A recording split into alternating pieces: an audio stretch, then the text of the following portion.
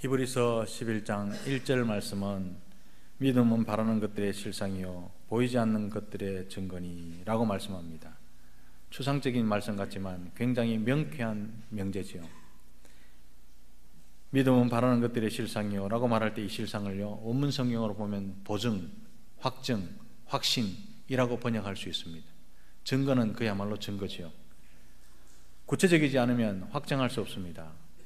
보이지 않으면 증거로 제시할 수도 없겠지요. 특히 법정에서는 대충 얼버무려서 대강 그렇게 심증이 갑니다 라고 말하는 검사가 없습니다. 대충 얼버무려서 행동이 괘씸하니 내가 20년에 내가 판결을 내린다, 이런 판사도 없습니다. 조목조목 따져서 모든 것을 밝히고 확정을 얻은 가운데 판결을 내리는 거죠. 그래서 확정이라고 하는 것은, 증거라고 하는 것은 그 정도로 중요합니다. 그런데 오늘 성경 말씀 보면 무엇이 확정이고 증거라고 말씀합니까? 믿음이랍니다. 믿음이 보증이고, 믿음이 확정이고, 믿음이 확신이고, 믿음이 증거랍니다.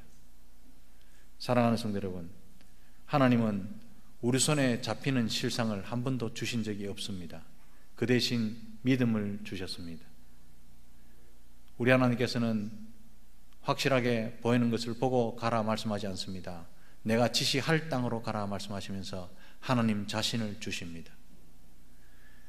그래서 당장은 이래 가면 안 될 것 같고 손해보는 것처럼 느껴지고 이루어지는 것도 하나도 없이 보여도 믿는 자에게는, 믿음을 붙들고 가는 자에게는 반드시 하나님의 신실하심을 나타내실 것을 확신하도록 만드신 것이 믿음이라는 선물인 것을 기억하시기를 바랍니다. 그 말이 믿음은 바라는 것들의 실상이요 보인다 이겁니다.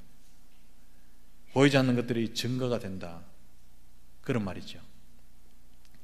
이렇게 살았던 분들이 히브리서 11장에 쫙 나열되어 있습니다. 그 중에 한 사람을 소개하는데 오늘 본문의 주인공 야곱이지요. 이 야곱의 본문의 배경을 살펴보려면 창세기 47장 27절에서 48장까지를 살펴보면 이 이야기가 요약되어 있구나라는 것을 알 수 있습니다.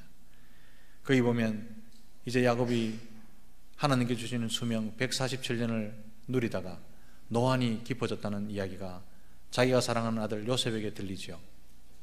요셉은 효심이 극진할 뿐만 아니라 아버지와 떨어져 있는 세월이 굉장히 많았기 때문에 자기 아들 모든 식소를 거느리고 자기 아버지에게 문병을 갑니다. 아들이 왔다는 소식을 듣고 침상에서 무거운 몸을 일으킵니다. 아들은 믿음의 아들이고 보고 싶었던 아들이고 또 믿음으로 마음으로 존경하는 아들이 왔다는 거죠.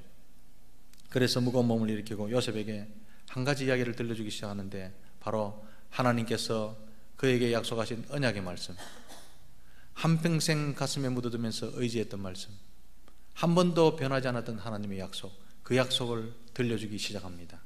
요셉아, 하나님께서 베델에 서서, 그리고 내가 환난 당할 때마다 하나님께서 나타나셔서 말씀하시기를, 야곱아, 내가 너로 생육하고 번성하게 할 것이다. 그래서 네게서 많은 백성이 나게 하겠고 또한 이 가나안 땅을 네 후손에게 영원한 소유가 되도록 네게 물려주겠다. 내가 어려울 때 요셉아, 이 말씀을 붙들고 살았다. 환난 중에 이 말씀을 붙들고 살았다. 고난 가운데 있을 때 이 말씀만 남더라.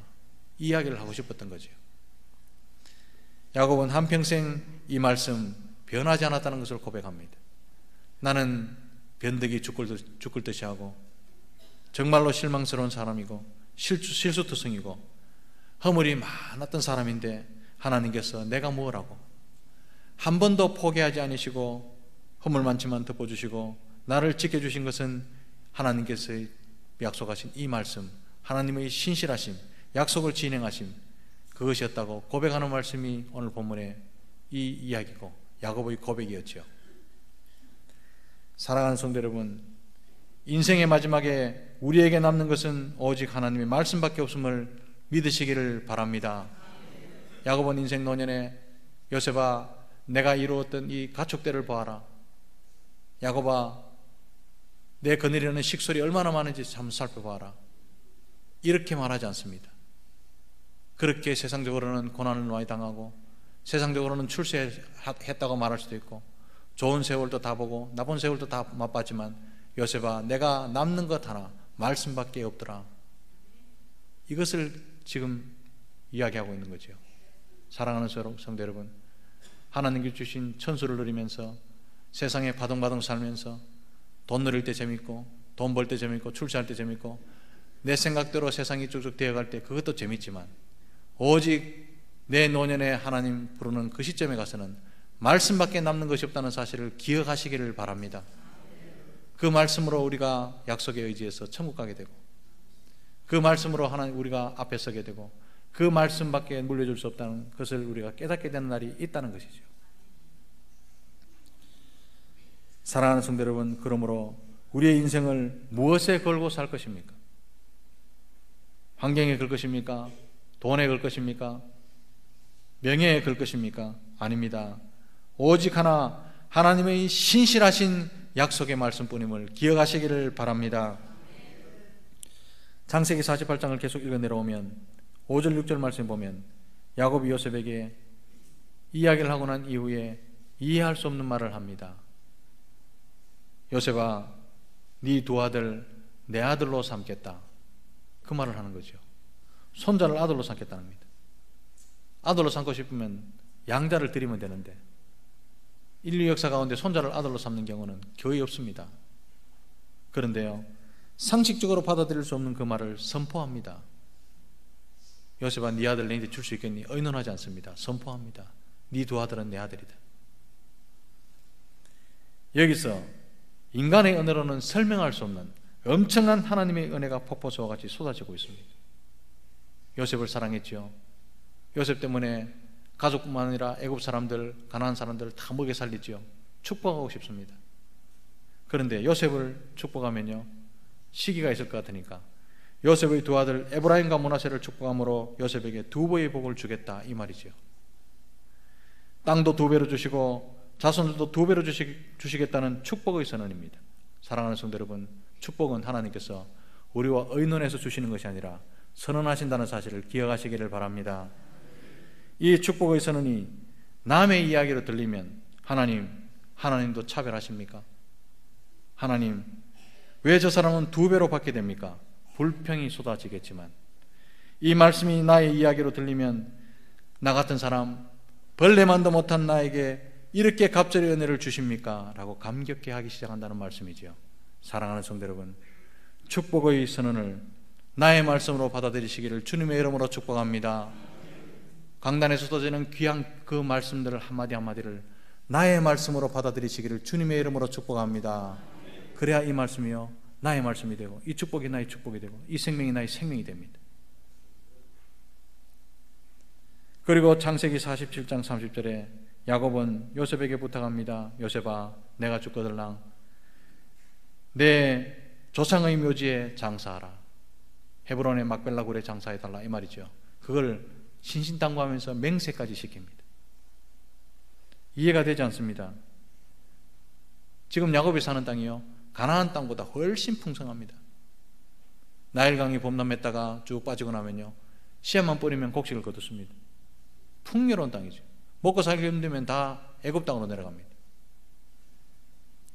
그런데 이 풍요로운 땅이 아니라 척박한 땅에 나를 묻어달라, 그렇게 부탁하고 있는 거죠. 왜냐하면 이제 세월이 지나서 후손들이 많아져서 250명 이상이 빠져나오잖아요.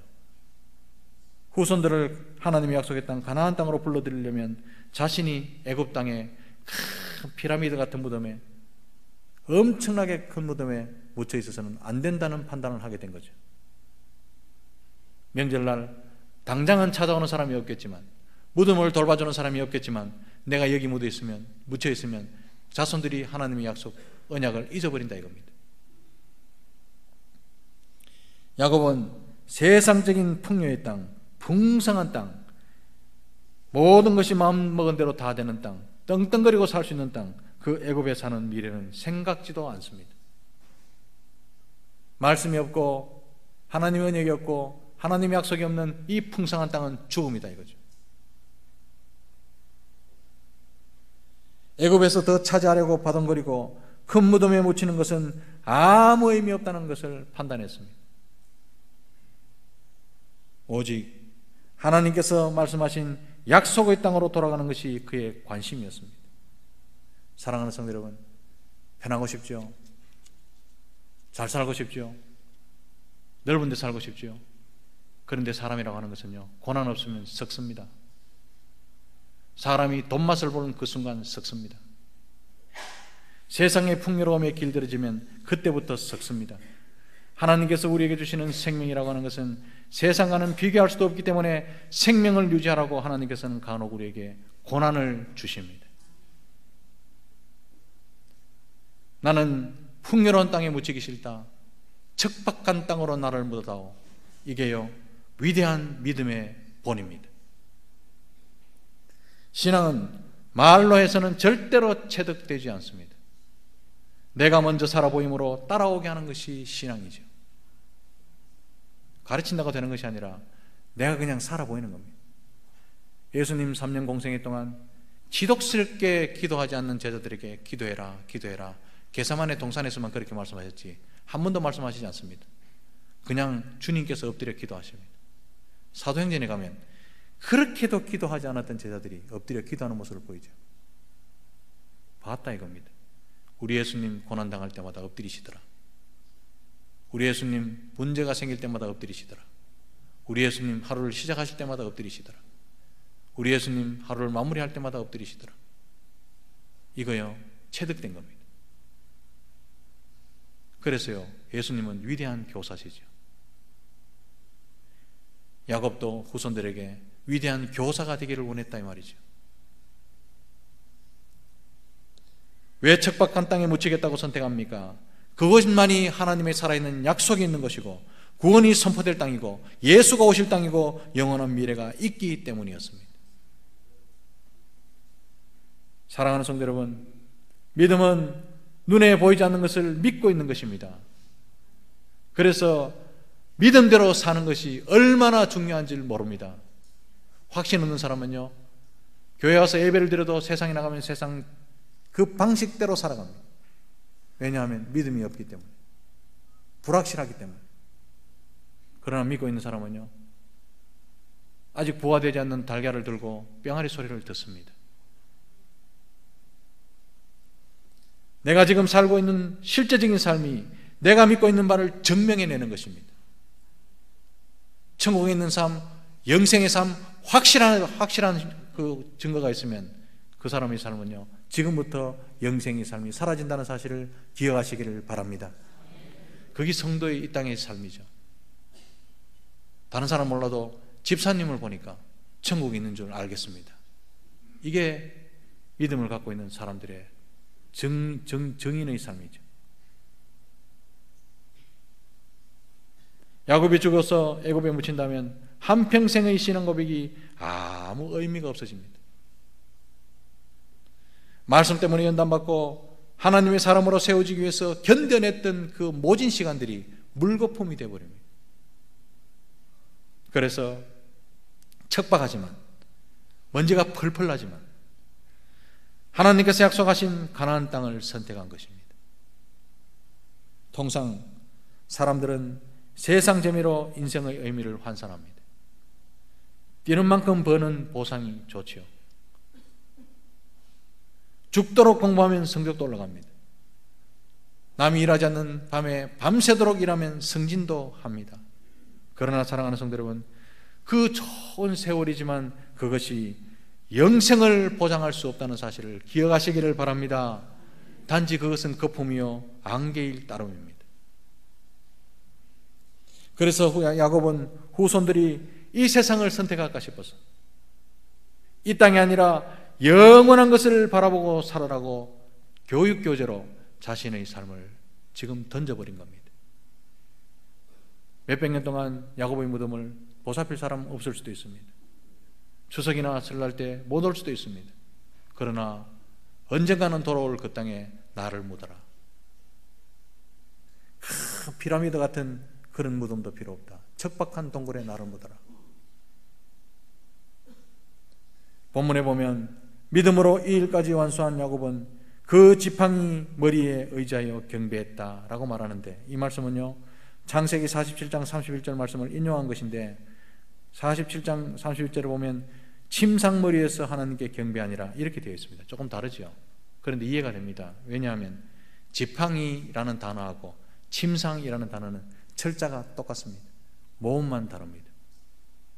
똑같은 의미죠. 사랑하는 성도 여러분, 야고보의 삶은 우리에게 무엇을 가르쳐 줍니까? 성도는 천성을 향해 가는 순례자라는 사실을 명확하게 나타내 주지 않습니까?